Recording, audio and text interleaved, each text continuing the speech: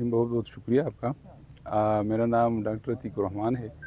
पेशे के लिहाज से मैं डॉक्टर हूँ, यहाँ पे जनरल प्रैक्टिस करता हूँ और ये मेरा शौक़ है पौधों का पालना और पौधों के साथ टाइम गुजारना।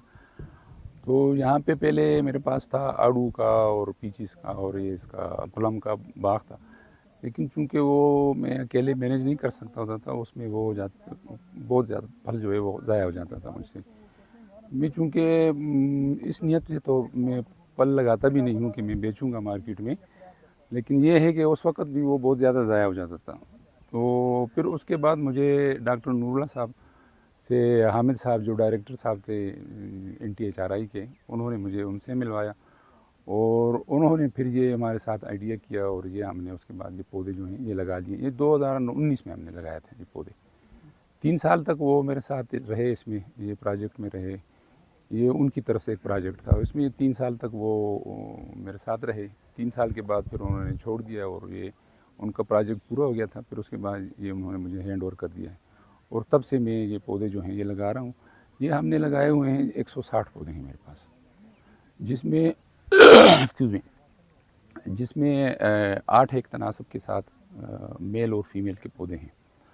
तो जो फल होता है वो फीमेल पौधे पे आता है, मेल पे नहीं आता। मेल सिर्फ फर्टिलाइजेशन के लिए और पॉलिनेशन के लिए इस्तेमाल होता है।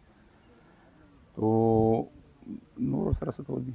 हाँ, ये मुझे बताइए कि अभी तक 2019 से आप यहाँ पर कर रहे हैं, कितना फ़ायदा आपको पहुँचा है और कितनी दफ़ा यहाँ से उतार चुके हैं आप? इससे पहले जो पिछले साल तक जो मैं फल उतारता था वो तो यही दोस्तों में, रिश्तेदारों में कर लेता था, बांट लेता था, इतना तो वो होता नहीं था। तो पिछले साल कोई थोड़ा बहुत हो गया था फल, तो वो हमने उसकी मार्केटिंग कर दी थी, लोकल मार्केट पे वो हमने दे दिया था। लेकिन इंशाल्लाह इस बार जो है ये फसल अच्छी है और उम्मीद है कि इस बार हमारी मार्केट में हमारी कीवी जाएगी। कब से इस पे फल उगना शुरू होता है और उतारते पे किस महीने में तफसील बताइए। इसमें जो इसको तीसरे साल तक इसमें फल आना शुरू हो जाता है। जो पौधा होता है उसमें ग्राफ्टेड पौधे होते हैं, उसमें फूल आना शुरू हो जाते हैं और उसके बाद इस पर फल लगते हैं। इसके जो फूल आते हैं वो आते हैं मार्च अप्रैल में, और फिर उसके बाद अप्रैल के एंड तक इसकी फल की सेटिंग हो जाती है और फिर वो फल जो है जो अर्ली वैरायटी है हमारे पास वो हम नवंबर में इसको हार्वेस्ट कर लेते हैं और जो लेट वैरायटी है उसको हम नवंबर में हार्वेस्ट कर लेते हैं। क्लाइमेट चेंज ने जहाँ बहुत सारे दरख्तों को मुतासर किया, फलों को मुतासर किया, क्या यहाँ पर कीवी की फसलों को मुतासर किया है? इस लिहाज से मुतासर किया है क्योंकि ये बहुत नाजुक पौधा है। इसकी जो बेयरिंग होती है ये तकरीबन 35 डिग्री सेंटीग्रेड तक ये बर्दाश्त करता है।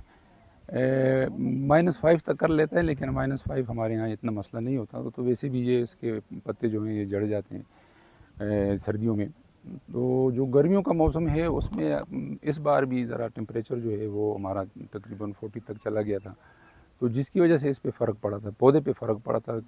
वही मैं बता रहा हूँ कि उसमें हमारा जो पानी का जो ज़्यादा फिर मसला हो गया था, ड्राउट हो गया था और उसमें ये भी ज़्यादा था। क्योंकि ये पहाड़ी इलाका है तो किस तरह आप मैनेज करते हैं कि जाहिर बात है ये फल जो है ये खास नमी पे उगता है, खास सॉइल जी, के अंदर जो नमी होती है उस पर उगता है, तो आप किस तरह मैनेज करते हैं कि आप इतनी पानी रिक्वायर्ड है, इतनी पानी ज़्यादा हो गई या कम हो गई? ये तो पिछले साल तक तो ये मसला रहता था। मैं खुद ही इसको जज करता होता था कि किस पौधे को पानी की ज़रूरत है और किसको नहीं है, वो मैं खुद ही जज करता होता था। तो लेकिन ये जो पिछले साल हमारे पास ये जो IWMI वालों ने हमारे पास ये एक सेंसर लगाया हुआ है, उस सेंसर से इस बार मुझे बड़ा फ़ायदा हुआ है कि अगर मुझे पानी की ज़रूरत कल पड़ रही है तो वो मुझे आज बता रहा है कि भाई कल इसको पानी देना है, और अगर पानी ज़्यादा है तो वो भी मुझे बता रहा है कि भाई इसको पानी नहीं देना, तो वो मैं इसको पानी जो है वो रख लेता हूँ। Thank you so much.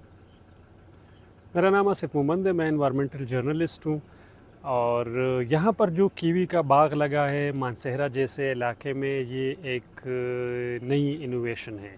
अगर हम देखें तो क्लाइमेट क्राइसिस की वजह से पाकिस्तान में ज़राअत सबसे ज़्यादा मुतासर हुई है, खैबर पख्तूनख्वा सबसे ज़्यादा मुतासर सूबा है। इन जैसे इलाकों में कीवी का फल उगना या वो ज़्यादा मकदार में इनकी निगहदाश्त करना, ये एक बहुत बड़ी अचीवमेंट है मेरे ख़्याल से।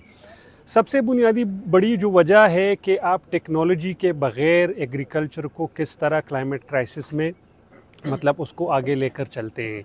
तो यहाँ पर जो सेंसर लगा है ये इस काश्तकार को ये बता रहा है कि इस सॉइल में मॉइस्चर कितना है, इसका टेम्परेचर कितना है, इस बाग को, इस प्लांट्स को क्या चाहिए, पानी कितना चाहिए। ये बड़ी इंपॉर्टेंट चीज़ें हैं। अगर हम देखें तो क्लाइमेट चेंज की वजह से खैबर पख्तूनख्वा में फसलें मुतासर हो रही है, ज़्यादा पानी की वजह से भी और कम पानी की वजह से भी।